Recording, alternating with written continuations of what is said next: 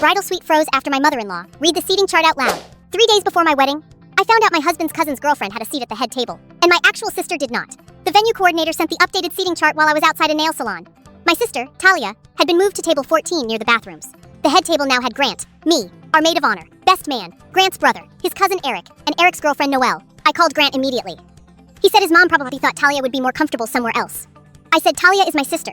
He got quiet, then said, "You know what I mean." His mother, Denise, had been making edits for months. She got Grant's side, the bigger hotel block, changed the playlist, and kept calling the wedding something she was helping shape. Together, it felt like being erased in polite font. So I emailed the coordinator and asked who requested the change. She replied, "Per Denise Palmer's revision notes this morning." Attached for reference. Attached was Denise's forwarded email. It said, "Please move bride's sister to a peripheral family, friends table. Head table should reflect people who actively supported this event. Also, Eric and Noelle need visibility for photos." I sent Grant the screenshot. He wrote back, "I agree the wording is bad, but let's not spiral." That made me angrier than the email. Not spiral. As if I was a problem to manage instead of the bride. The rehearsal dinner was the next night. In the bridal suite, people were steaming dresses and opening warm cans of Prosecco. Denise walked in carrying a clipboard. She kissed my cheek and asked if I'd seen the final floor plan. I said, "Yeah. Why did my sister get moved for photo visibility?"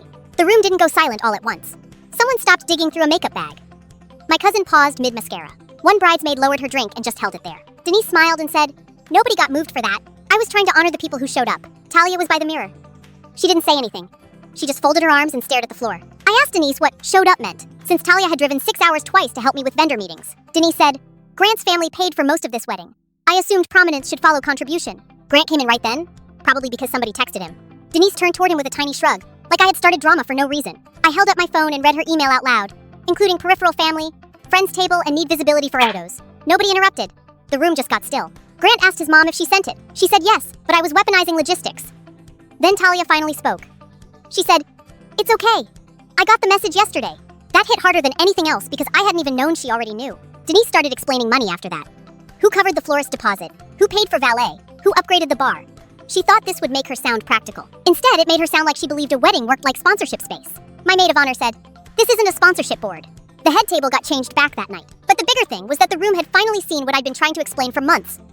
Denise thought paying more gave her the right to rank people. At the wedding, she still smiled for photos and acted normal. But people looked at her differently. Grant apologized to Talia himself. He also told his mother no twice that day. We still got married. The pictures were beautiful. Eric and Noelle survived being less visible. But the part I remember most is that bridal suite. I kept wondering if I was too sensitive, too stressed, too ready to take offense. Then her email got read out loud in a room full of women.